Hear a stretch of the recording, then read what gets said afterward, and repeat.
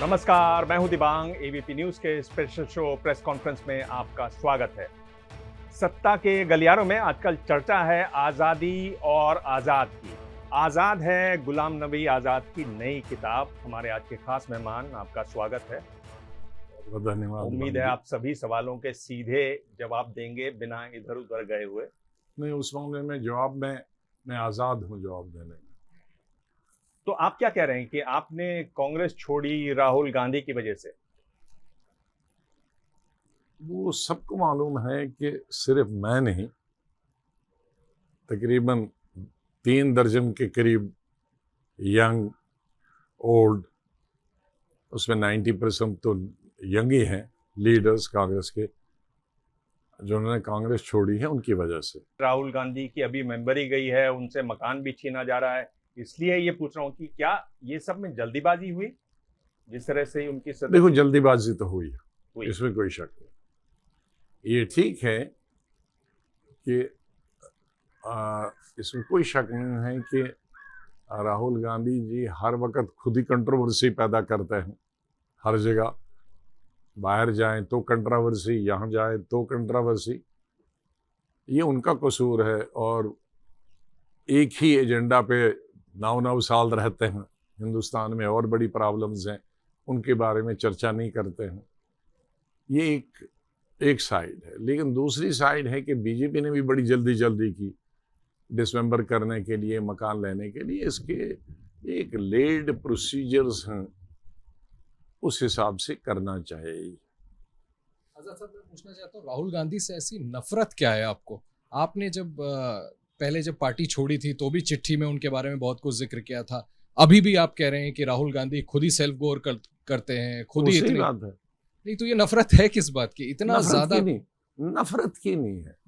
मैंने 1000 बार बताया है कि मैं चाहता हूं वो स्वस्थ रहें, वो अब राजनीति में सफल राजनेता रहें।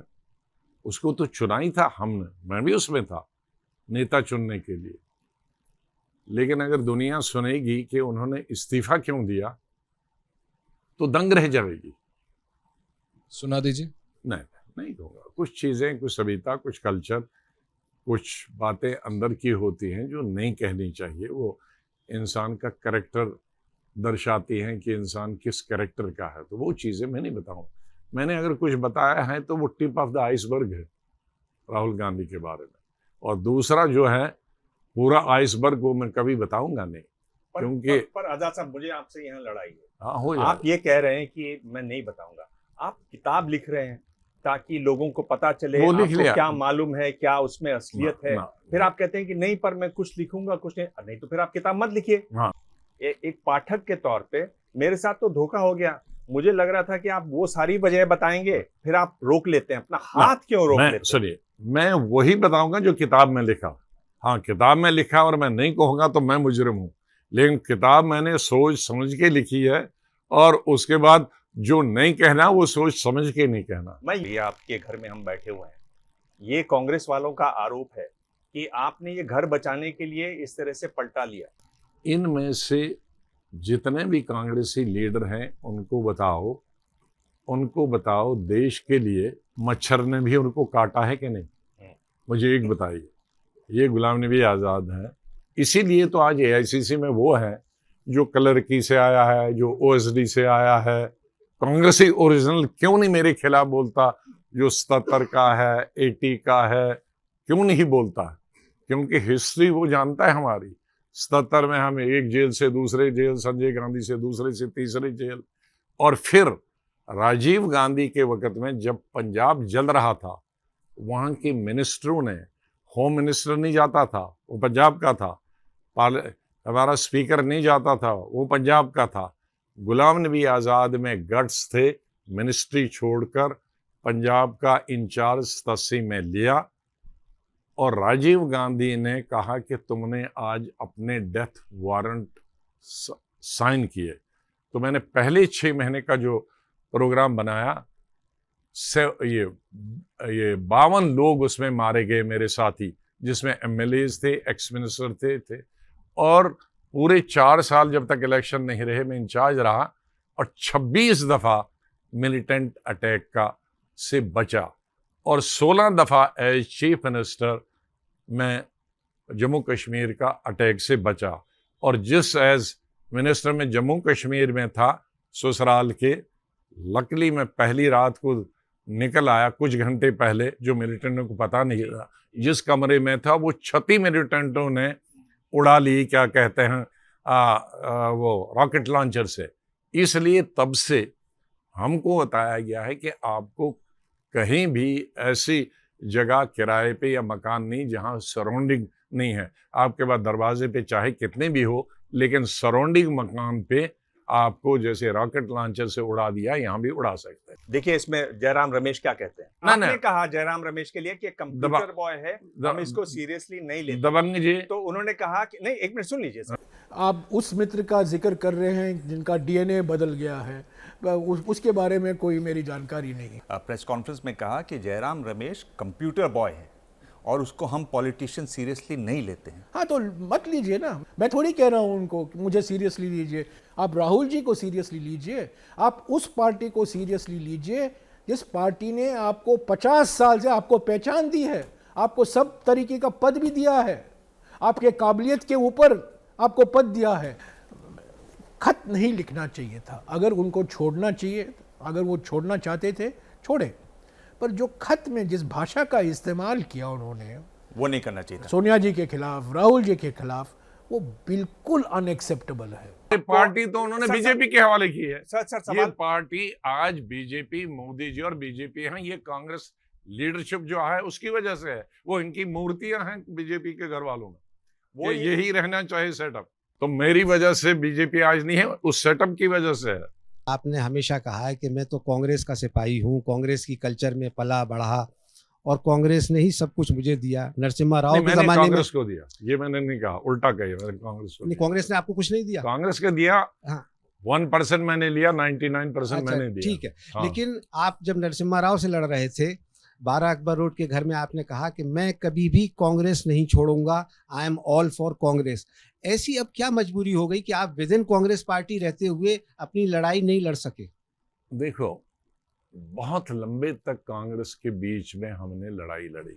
80 के वक्त में मैंने लिखा, इंदिरा गांधी प्राइम मिनिस्टर थी, तो जब मैं प्रेसिडेंट बना था तो इंदिरा गांधी ने मुझे बताया, यूथ कांग्रेस का, कि देखो पहले संजय गांधी देखता था, लेकिन अब संजय गांधी नहीं है, राजीव गांधी अभी राजनीति में नहीं आए थे, तो मैं इंटरफेयर नहीं करूंगा। स्टेट प्रेसिडेंट खुद बनाओ, अपने जनरल सेक्रेटरीज खुद बनाओ, मुझे कोई जानकारी नहीं है।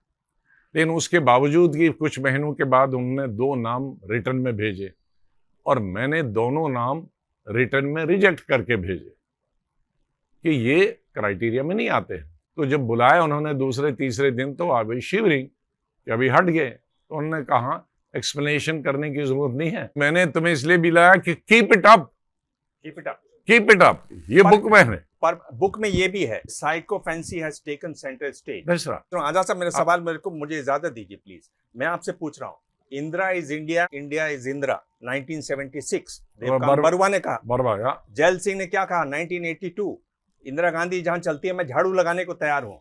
एनडी तिवारी 1976 संजय गांधी की चप्पल लिए खड़े हुए। मैंने लिखा नहीं, मैं ये पूछ रहा हूं, ये साइकोफेंसी नहीं है क्या? है। तो आप ऐसे कैसे बाकी पार्टियों में साइकोफेंसी नहीं होती है क्या? है? तो फिर ये क्या, आपका आशय क्या है? सवाल, मैंने ये टॉलरेंस की बात की है और नरसिम्हा राव जी का अगर पढ़ोगे। नहीं, मेरा सवाल साइकोफेंसी पर है। थे साइकोफेंट उस वक्त भी थे। बरबा को कांग्रेस प्रेसिडेंट देकर ऐसा कहने का हक नहीं था, उस वक्त हम यूथ कांग्रेस में थे। होम मिनिस्टर को ऐसा कहने का कोई हक नहीं था, साइकोफेंट थे तो तब मैं भी कह रहा हूं कि साइकोफेंसी तो हर जगह है, हर पार्टी में है और हर टाइम से है। तो सवाल देखो, एक फिर आप राहुल गांधी पर आते नहीं, मैं राहुल गांधी पे नहीं आया, मैं आपकी किताब पर हूँ। साइकोफेंसी हर वक्त में थी। अगर आप पूरा बुक पढ़े होते तो मैंने ये कहा है कि प्राइम मिनिस्टर नेहरू तो इंटरनेशनल लीडर था, लेकिन उनके वक्त में भी कुछ गलतियां हुई। उस गलती की वजह से कांग्रेस को नुकसान हुआ, जैसे कामराज प्लान हुआ, सब लीडर उड़ गए। इंदिरा जी के वक्त में तो उसकी मैंने तारीफों के पुल बांधे हैं, जो जो अच्छा किया है। इमरजेंसी में कुछ गलतियां हुई, उसकी वजह से उन्हीं को नुकसान हुआ। नहीं, और चूंकि आप किताब की बात कर रहे सुनिए, हैं, हाँ किताब की, ये किताब में, ये किताब में ही है। चूंकि आप किताब की बात कर रहे हैं, मैं आपसे कह रहा हूं आजाद साहब, किताब में फैक्चुअल एरर है और एक ऐसी गलती है जो बहुत ज्यादा बड़ी है। आपने कहा कि सोनिया गांधी ने पहला चुनाव जीता बेल्लारी से और रायबरेली से। आप चाहते थे कि प्रियंका गांधी रायबरेली से चुनाव लड़े, ये बेल्लारी सीट रखें अपने पास। आपकी ये जानकारी गलत है, क्योंकि सोनिया गांधी अपना पहला चुनाव जीती थी अमेठी से, रायबरेली से कैप्टन सतीश शर्मा जीते थे, और कम से कम 4 बार आपने इसका उल्लेख किया है। तो इसका मतलब क्या है कि आपकी किताब में फैक्चुअल एरर है। मैं ये बताना चाहता हूँ कि किताब मैंने पढ़ी है। ये फैक्चुअल गलती हो सकती है, वो फैक्चुअल गलती हो सकती है, पर है, ये हो सकती है। नहीं, आप मानेंगे ना ये गलती है, क्योंकि देखिए तब सतीश शर्मा लड़े थे, ये अमेठी से लड़ी थी, और आगे जाके इन्होंने फिर राहुल के लिए ये सीट खाली की थी। ये हो सकता है फैक्चुअल गलती, लेकिन असली इसका मकसद वो ये गलती फैक्चुअल हो सकती है, लेकिन बेसिकली मकसद था कि वो हमने सजेस्ट की थी वो सीट प्रियंका गांधी। इसमें जो मैं कह रहा हूँ कि आप, मैंने किताब पढ़ी है ना, आप तो आप मानेंगे, और भी चीजें हैं, पर मैं बोल रहा हूं कि यहां आप एक बात छुपा लेते हैं। आप ये नहीं बताते कि सोनिया गांधी ने आपकी राय क्यों नहीं मानी, क्या वजह रही कि उन्होंने प्रियंका को रायबरेली से, अमेठी से चुनाव नहीं लड़ाया। अब ये तो उनका फैसला, बेटी उनकी सीट वो थी, ये तो उनकी चॉइस थी कि उसकी सीट पे कौन लड़ेगा, ये उसमें मैं कह नहीं सकता। पर किताब में आप तो लिख सकते थे, आपको क्या लगता है? नहीं, मैं कभी ये गेस नहीं कर सकता कि वजह क्या वजह थी। ये सवाल मैं थोड़ी माफी के साथ आपसे पूछ रहा हूँ। आपने उस समय जिक्र किया कि यहाँ से आप फ्लाइट लेकर बेल्लारी के लिए फाइल करना था पेपर, लेकिन आप गए हैदराबाद, और आपने खुद कहा लोगों को, प्रेस वालों को, कि वो बेल्लारी नहीं जा रही हैं, कडप्पा से फाइल करेंगी, इसलिए हम लोग यहाँ उतरे हैं। अगर हमें बेल्लारी जाना होता तो हम कर्नाटक की राजधानी बैंगलोर में उतरते। और आपको डर यह था कि जॉर्ज फर्नांडिस ने ऐलान कर दिया था कि अगर ये कर्नाटक से लड़ेंगी तो मैं लड़ूंगा। तो उनको कंफ्यूज करने के लिए आपने एक तरीके से झूठ बोला जाता प्रेस वालों को। झूठ बोला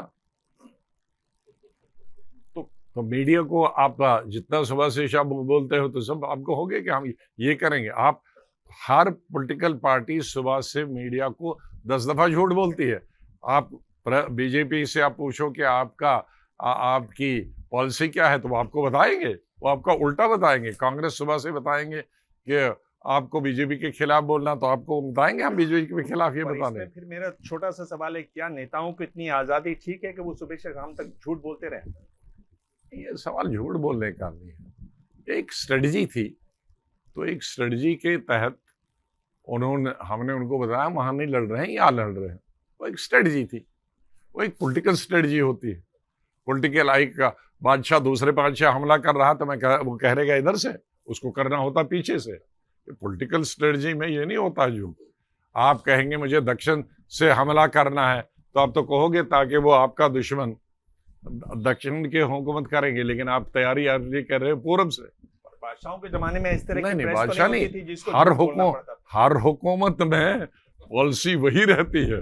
पॉलिटिक्स के लिए हर हुकूमत में वो सिस्टम, हथियार वही रहते हैं कि झूठ बोलो नहीं, एक स्ट्रेटजी के तहत होता है। झूठ बोलना इज टोटली डिफरेंट थिंग, जिससे किसी का नुकसान हो जाए, इससे किसी का नुकसान नहीं हो जाता। ये भी किताब से ही है सवाल। आजाद साहब, किताब में आपने असम में हेमंत विश्व शर्मा को लेकर के जो डिसीजन हुआ और असम को लेकर जो डिसीजन हुआ उसका जिक्र किया है कि आपकी जो राय थी उसके उलट ये कहा गया कि हेमंत विश्व शर्मा अगर जाता है तो लेट हिम गो, जाने दो। तो वो जो पूरा वाकया था जो किताब में तो दर्ज है, एक बार आपने वही सेम आपसे एक बार सुनना चाहेंगे। और वही, उसमें कोई अलग भिन्न नहीं पूरा वाकया अगर आप बताएं, क्योंकि वो उस घटना से जुड़ा हुआ वो बिस्कुट प्रकरण, ये सब बहुत चर्चा में होता है। बिस्कुट का मुझे नहीं मालूम, वो शायद उनके बीच में होगी, बुलाया होगा उन्होंने, मुझे उसका नहीं मालूम। तो उसमें सवाल ये है सर कि ये राहुल गांधी की नासमझ थी या ये उनका अहंकार था? नहीं, मैं ना ये कहूंगा कि उनकी नासमझ थी या ना अहंकार था। शायद उनको ये मालूम नहीं था कि इसके कॉन्सिक्वेंसेस क्या होंगे, इसका रिजल्ट क्या होगा। तो ये उनको समझ जाना चाहिए था कि इतने सीनियर लोगों ने, उनकी मदर ने और ये इतने 2 सीनियर लीडर हैं, इन्होंने सारी एक्सरसाइज की, मेजॉरिटी किसके साथ है, और लोकतंत्र में जिसके साथ मेजॉरिटी होते हैं लेजिस्लेचर, तो उसी की रिट चलती है। जिसके साथ मेजॉरिटी नहीं होती है, अब ज़बरदस्ती बिठा दो तो वो रिट नहीं चलती है, तो उसके नतीजे निकले गलत। उसकी वजह से हमें न सिर्फ हमेशा के लिए हमसे आसाम, कांग्रेस से आसाम चला गया, बल्कि शर्मा 15 साल से, उससे 15 साल पहले से पूरे नॉर्थ ईस्ट की पार्टी की तरफ से इलेक्शन मैनेजमेंट देखते थे, टिकट डिस्ट्रीब्यूशन करते थे, पॉलिटिकल फायर फाइटिंग करते थे। उसको मालूम था कौन ग्रुप कहाँ है, किस स्टेट में क्या ग्रुप है, इक्वेशन है, और उसका फ़ायदा उठा के उन्होंने उस वारिंग ग्रुप्स का फ़ायदा उठा के पूरा नॉर्थ ईस्ट बीजेपी के हवाले जिस तरह वो आपने कहा कि नरसिम्हा राव के बारे में कि बहुत सॉफ्टली बात करते थे, बड़े स्कॉलरली दिखते थे, लेकिन थे बड़े अंदर से शातिर। शूड शब्द का आपने शूड शातिर भी है, शूड। हाँ, फिर आपने कहा कि इस तरह से उनके जो करीबी थे चंद्रा स्वामी, उसके बारे में बड़ा आपने जिक्र किया, और आप किस तरह से कैबिनेट में किया। हाँ, आप भिड़ भी गए उसमें। तो तब आपको कहीं ये था कि शायद मेरा भाव घटे, पर आपने कहा कि नहीं, नरसिम्हा राव ने ऐसा नहीं किया। आप श्रूड क्यों कह रहे हो? श्रूड पॉलिटिकल लैंग्वेज में कहते हैं कि ऐसे छछोरा नहीं है, ऐसे है ना, यहाँ की बात वहाँ की बात कहते हैं, उसको छछोरा कहते हैं।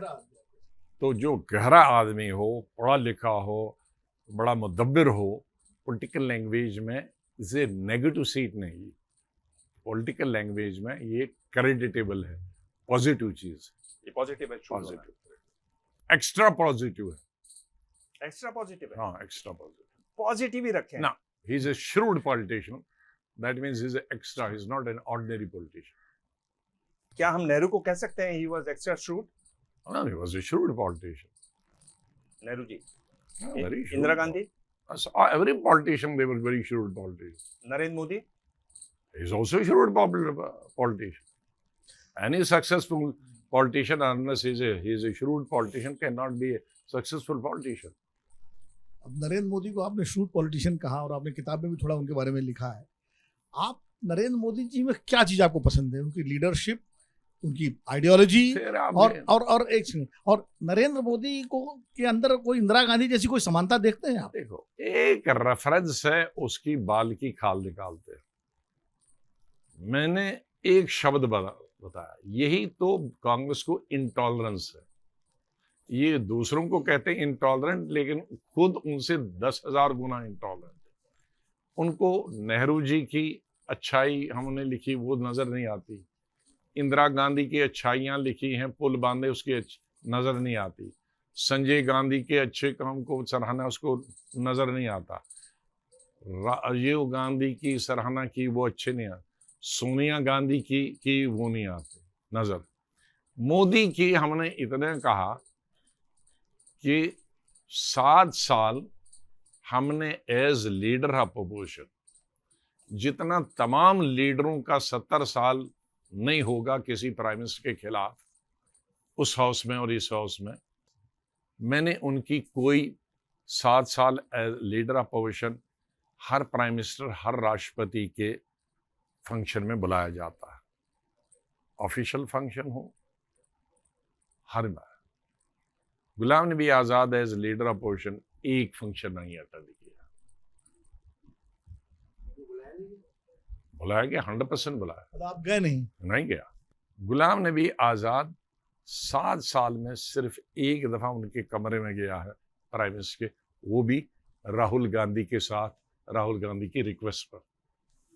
दूसरी न्यूज बता रहा हूं, उनका कमरा मेरा कमरा साथ पास में, उनके कमरे से मैं निकल रहा हूं लीडर अपोजिशन, और 7 साल में एक दफा सिर्फ राहुल गांधी की रिक्वेस्ट पे आई अकम्पनीड राहुल गांधी। ये हैं तल्लुकात लीडर अपोजिशन और प्राइम मिनिस्टर के। 7 साल सैकड़ों पब्लिक में, सैकड़ों दफा कन्फ्रंट किया। तो ये क्या हमारे रिलेशन, ये दोस्ती इसको कहोगे? हाँ, प्यार कहोगे? तो मैं ये सोचता था कि जिस प्राइम मिनिस्टर के मैं एक मीटिंग नहीं किया, जिस प्राइम मिनिस्टर के मैं एक दफ़ा ऑफिस नहीं गया, जिस प्राइम मिनिस्टर को मैंने 7 गालियां दी सामने, वो मेरा कीमा बनाएगा फेयरवेल के। But it turned out to be totally different man. कि आदमी बजाय मैं ये सोचता जो आज के वो कहता कि ये देखो कैसा आदमी है, अनकल्चर्ड है, अनकूथ है, कांग्रेस का लीडर है, सभ्यता भी नहीं है इतनी कि मेरी एक मीटिंग में नहीं आया, मेरे एक डिनर में नहीं आया है। भाई फॉरेन प्रेसिडेंट्स आते थे, प्राइम मिनिस्टर आते थे, इनकी सीट रखी होती थी और वो नहीं आते थे। और यहाँ हर चीज़ पे मेरे 7-8 दिन बिल जो हैं वो फेल कराए राज्यसभा में, फिर दोबारा लोकसभा आके फिर आने पड़े। ये गुलाम नबी आज़ाद कर चुका है इस लीडर। लेकिन आई वॉज टोटली फ्लोर्ड जब उसने स्टेट्समैन देखा, हमारी तारीफ किए थे, तो मैंने तब से ये चेंज किया कि आदमी मैं समझता था बड़ा क्रूड होगा, लेकिन ये स्टेट्समैन भी है कि जहां इसको क्रूड करना है वहां क्रूड करता है। लेकिन एक डिफाइनिंग पीरियड होता है इंसान की, दोनों इंसान की, मेरी भी और उनकी तरफ से, जहां इंसान का कैरेक्टर जाना जाता है कि किस तरह का ये इंसान है। अगर वो गालियां सुनिए, अगर वो गालियां देता प्राइम मिनिस्टर होकर, तो मैं सोचता भाई क्या प्राइम मिनिस्टर है, मैंने किया तो ये तो मुझसे भी बेकार निकला। लेकिन प्राइम मिनिस्टर ने जितनी तारीफ की, रोना धोना शुरू किया, तो I thought the prime minister has a heart also, he is a good man also. अब इसमें कौन सी बुरी बात है? ये कौन सा पहाड़ तोड़ गया? ये इसका बीजेपी वाला हो गया? मेरा ये क्या और हमारे लीडर कहते हैं जी इनका डीएनए चेंज हो गया।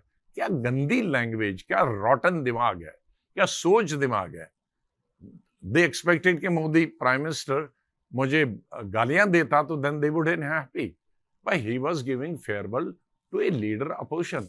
उस प्राइम मिनिस्टर ने गरिमा रखी पार्लियामेंट की, गरिमा रखी लीडर अपोजिशन की, उस इंसान ने गरिमा रखी प्राइम मिनिस्टर की, और which was appreciated. And I must tell you beyond man and God को सामने रखने, I must have received 500 to 600 messages from across the country उस दिन 1 घंटे में, कि हमारा दृष्टिकोण मोदी के उसमें चेंज हो गया। अगर इसको कांग्रेस वाले कहेंगे ये बीजेपी वाला हो गया, अरे तुम्हें तो शर्म आनी चाहिए कि 50 साल ने जिसने आपको 90% स्टेटें जीत के दी और हुकूमतें बनाई, और तुम क्लर्क लोग भी मंत्री बन गए हैं। मैं तो बनना ही था क्योंकि मैंने तो जिता के दी थी आपकी यूपीए गवर्नमेंट। मेरे Ghulam Nabi Azad takes the credit for that. पता नहीं कौन सा क्लर्क है, आप बहुत नाराज रहते हैं। नहीं, मैं बहुत सारे क्लर्क भरा है क्लर्कों से। एक आध के तो नाम बताइए, सबको मालूम है क्लर्क। आप पढ़िए ना, 15 साल पहले कौन कहां से था, 10 साल पहले कौन किस मंत्री का पीए था, कौन किस मंत्री का ओएसडी था। देखो कांग्रेस का डबल पैमाना। मुझे जब पद्म भूषण मिला,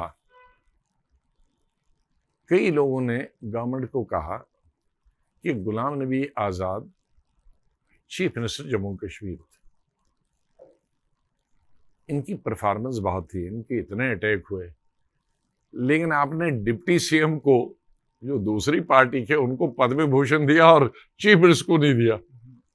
मैंने नहीं कहा, कश्मीर के बहुत सारे लोगों ने कहा, हमने लिखा।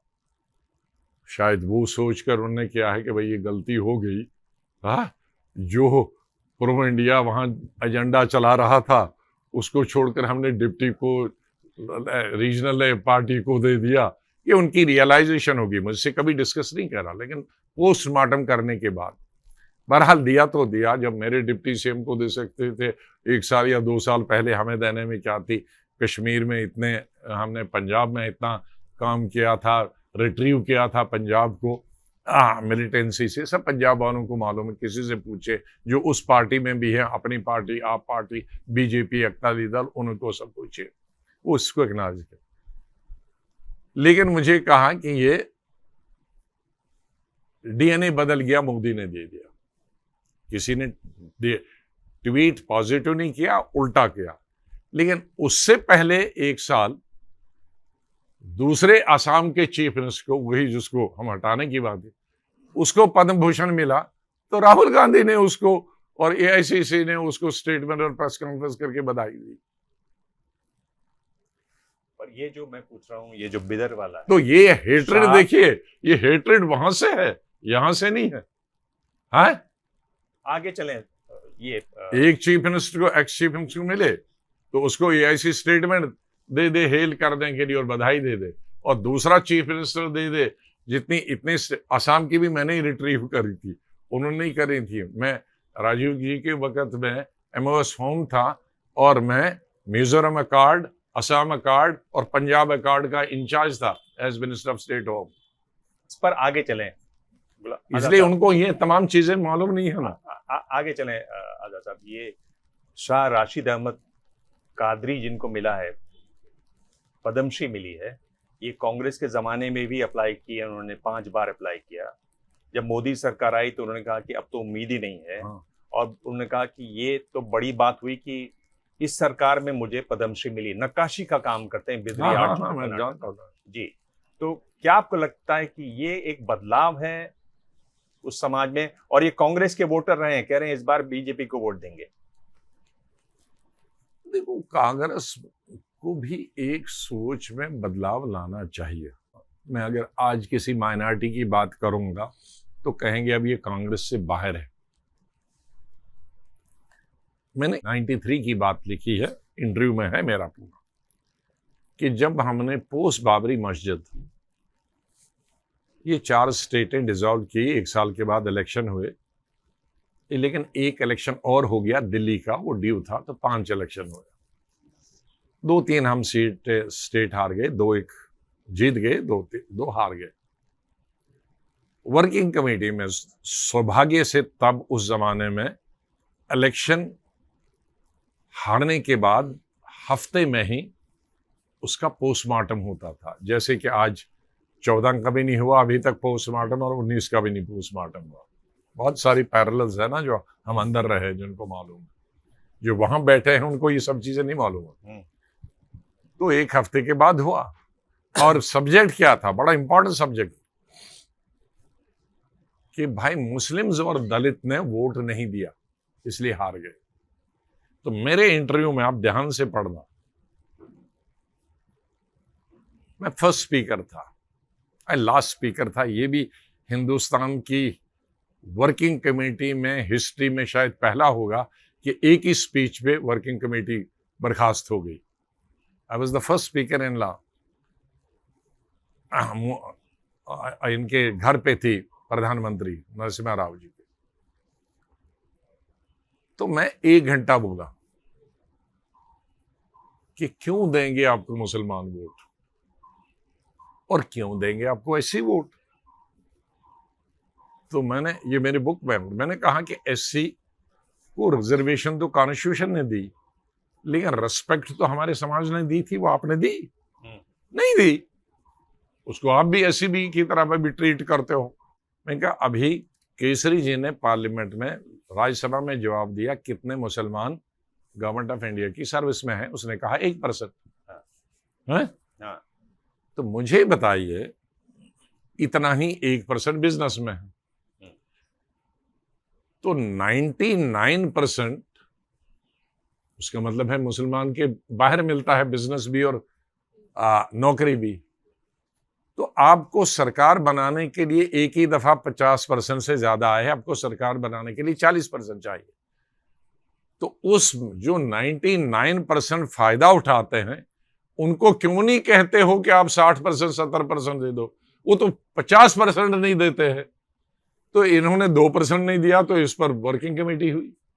तो मैं तब भी माइनॉरिटी, इसीलिए मैं भी कहता हूं, मैंने बुक में ये भी लिखा है कि ये कांग्रेस से भी माइनॉरिटी क्यों भागे, इसलिए भागे। ये है किताब में। हाँ, आपके बहुत पुराने साथी AK एंटनी साहब के बेटे, उन्होंने भाजपा ज्वाइन कर लिया। पहले भी हमने देखा माधवराव सिंधिया साहब के बेटे छोड़ करके भाजपा में चले गए। कतार है। मैं आपसे पूछना चाह रहा हूं सर, क्या Rahul Gandhi he is that arrogant? क्या वो लोगों की बात ही नहीं सुनना चाहते, या फिर सोनिया गांधी ने साल दर साल अपनी आंखों पे पट्टियां बांध ली? जनवरी 13 फर्स्ट वीक जब एआईसी सेशन जयपुर में हुआ और जहां सोनिया जी ने अपॉइंट किया, इलेक्ट नहीं हुए, अपॉइंट किया राहुल जी को इस बार vice president of the party, उस दिन से तकरीबन उन्होंने बैक सीट ली आज तक, ग्रेजुअली, नॉट एक दिन, ग्रेजुअली, और उनको डिसीजन लेने की इजाजत दी। राहुल जी में एक वैसे ह्यूमन बीइंग बहुत अच्छे, ह्यूमन बीइंग मैं अगर कहूँ कि अपने बाप के बिल्कुल सही बेटे। मैं एक मिसाल दूंगा, पहली दफा मिसाल दो रहा हूं। पॉजिटिव बोल रहे हैं राहुल गांधी के बारे में, गुलाम नबी आजाद, ये पॉजिटिव हम वो बोल रहे हैं, जो पॉजिटिव है वो पॉजिटिव बोलूंगा। हर इंसान की, मैं प्राइम मिनिस्टर का ये कहा, लेकिन साथ में ये भी तो कहा है कि पोलराइजेशन इंक्रीज होगी, साथ में भी यही कहा कि विक्टिमाइजेशन को उनको बंद करना चाहे, लीव एंड लेट लीव वाली पॉलिसी करनी। मेरा सवाल था क्या वो इतने इंटॉलरेंट है? सुनो भाई, आप सीधे क्यों, you are going for the kill. Rahul Gandhi का एक पॉजिटिव चीज भी है, गुड ह्यूमन बीइंग। शुरू में ही, आई थिंक मैं हेल्थ मिनिस्टर था, तो उनकी जो चेयर्स है और जिस पर वो खुद बैठते हैं वो थोड़ा रिवॉल्विंग भी है, और मेरा स्लिप डिस्क 30-35 साल से, वो भी इलेक्शन की मेहरबानी से, इलेक्शन में एक्सीडेंट हुआ तो उसमें थोड़ा ये इधर होना चाहिए, कुर्सी थोड़ी ऐसी चिपकी होनी चाहिए। तो पीए ने दरवाजा खोला, अभी राहुल गांधी नहीं आ रहे थे, तो मैं उनकी कुर्सी पे बैठा। मैंने कहा ये बढ़िया कुर्सी है भाई, ये होनी चाहिए हमारे जैसे लोगों को, स्लिप डिस्क वालों को, जिसकी ओपनिंग हेड, वो हेड वाली कुर्सी जरा बड़ी होती है दूसरों से, है रिवॉल्वर की। मैं बैठा था तो इतने राहुल गांधी घुसे, तो मैंने कहा सॉरी, तो उन्होंने कहा बैठे बैठे, उसने ये नहीं कहा कि मेरी कुर्सी, कहा बैठे बैठे। मैंने कहा नहीं, मैं ट्राई कर रहा हूँ, आपके फादर को मालूम था कि मुझे इलेक्शन कैंपेन में यूपी के एक्सीडेंट हुआ था, तब से स्लिप डिस्क है, तो ये बढ़िया है, ये मुझे एड्रेस बता दीजिए। तो कहा एड्रेस को क्या करना, मैंने कहा मंगाऊंगा। कहा छोड़िए। तो 1 घंटे के बाद कुर्सी घर में पहुंच गई, वही अपनी वाली, तो मेरे पास अभी रखी है, उसका मैं इस्तेमाल करता हूँ। तो ये एक राहुल गांधी का एक दूसरा ह्यूमन फेस भी, ह्यूमन फेस है। जय राजीव गांधी को मैंने कहा पेन बहुत अच्छा है, तो निकाल के दे दिया, लिया नहीं वापस। तो ये एक ह्यूमन फेस है।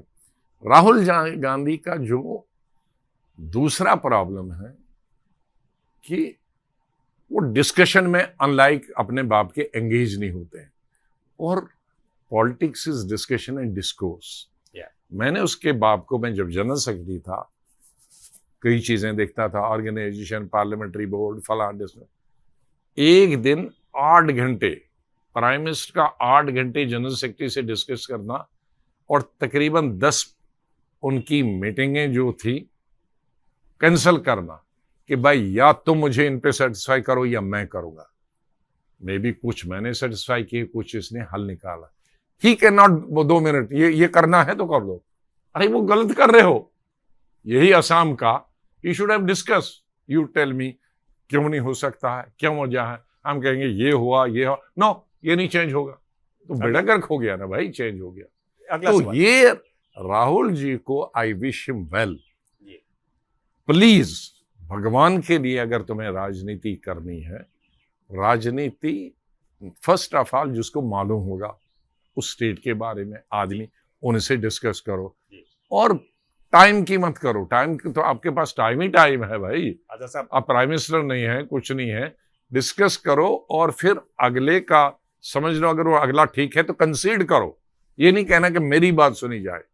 ये आपने किताब में लिखा पेज 74 में कि तब स्टार कैंपेनर नहीं हुआ करते थे। इंदिरा जी को आपने 2 मंत्रियों के नाम दिए, उन्होंने उस पर बड़ी तीखी टिप्पणियां की, और जब उनकी डेथ हो गई इंदिरा जी की, तो आपने वो चेक किया और कहा कि वो जो कह रही थी वो सही कह रही थी। क्या टिप्पणी थी, कौन थे वो? मैं तो पूरी रात परेशान रहा इस चक्कर में। देखो, वो मेरी एक का नाम बता दीजिए। ना, वो मेरी एक अच्छा, क्या कहा था उन्होंने, ये बता दीजिए, Sorry. नाम मत बताइए।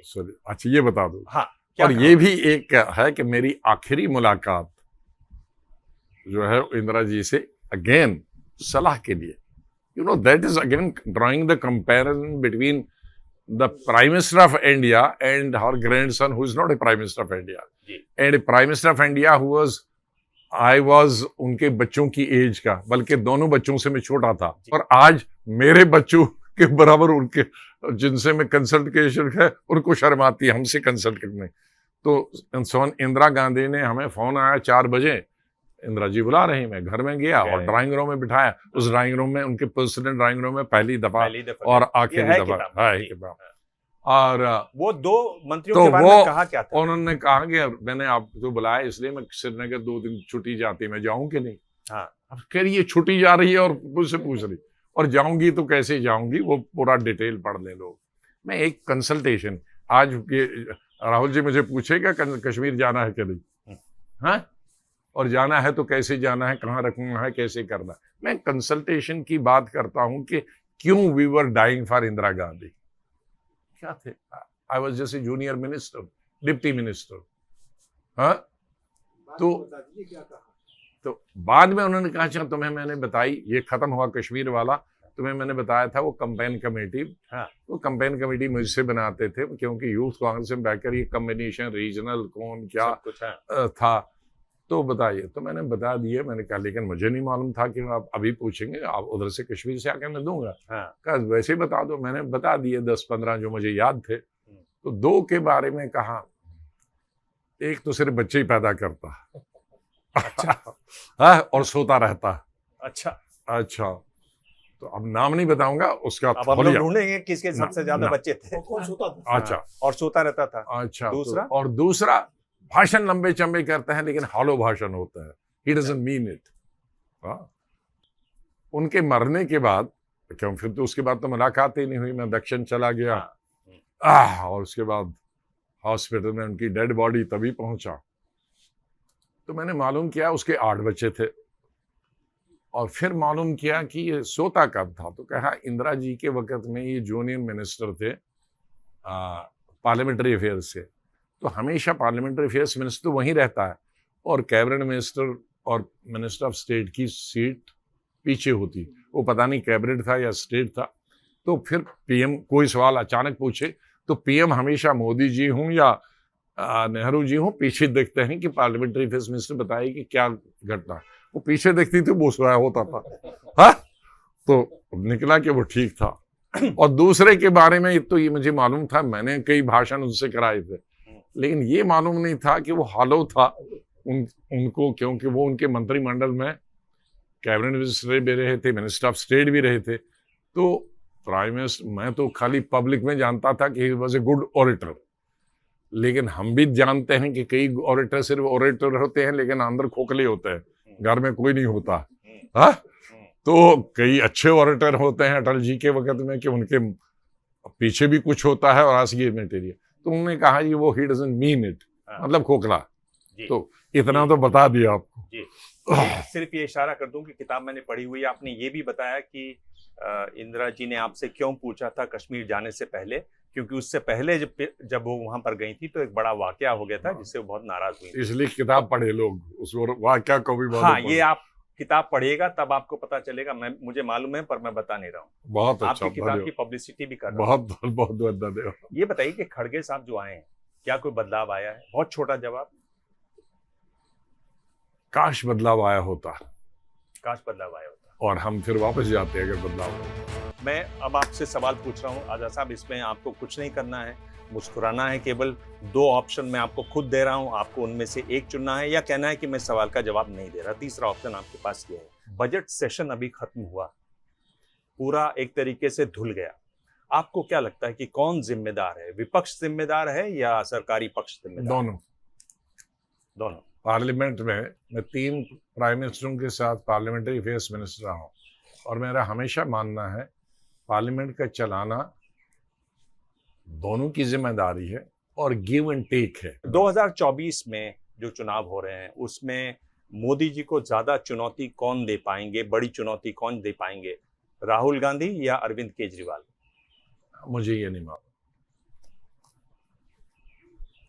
धारा 370 पर आप किसे ज्यादा सही मानते हैं, प्रधानमंत्री मोदी को या महबूबा मुफ्ती और उमर अब्दुल्ला जो कह रहे हैं? न मैं महबूबा मुफ्ती और उमर अब्दुल्ला और न मैं मोदी साहब को, लेकिन मेरा ओपिनियन जो मैंने कहा था कि इसको नहीं हटना चाहिए था, मैं आज भी यही कहता, आर्टिकल 370 को हटना जम्मू कश्मीर के हित में नहीं था। राजस्थान में गहलोत साहब को बने रहना चाहिए या सचिन पायलट को मौका देना चाहिए? उसमें मैं कैसे कह सकता हूँ किसको? अब तो आप कह सकते हैं आजाद है, नो, जिसके साथ मेजोरिटी है उसको होना चाहिए। असेंबली तो जब से ये बीमारी शुरू होगी हमारी अपॉइंटेड करने की, तो तब से कैंसर की तरह कांग्रेस को ये खा गई। हमेशा लीडर वही होना चाहिए जिसके साथ मैक्सिमम लेजिस्लेचर्स हो।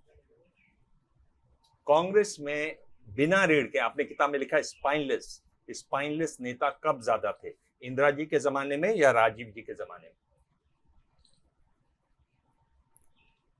देखो, स्पाइनलेस तो हर दौर में होता है। ज्यादा कब थे? अब ज्यादा मैंने गिनी नहीं, मैं ऑर्थोपेडिशियन होता तो मुझे सबका आप सीधे जवाब नहीं देना चाहते।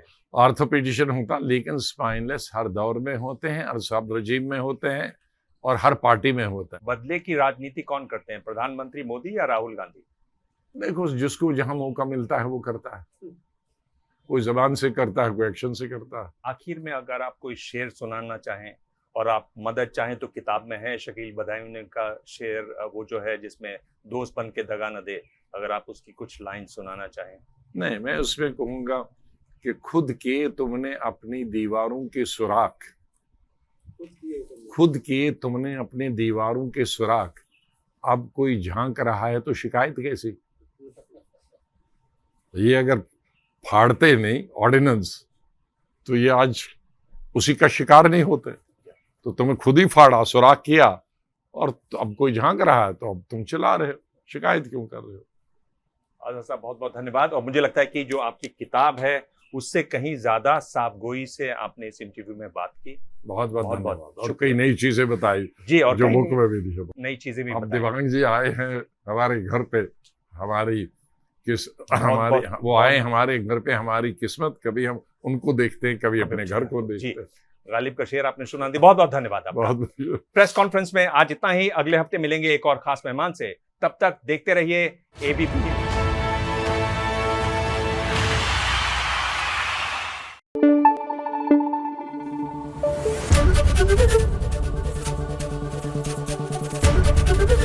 एबीपी न्यूज आपको रखे आगे।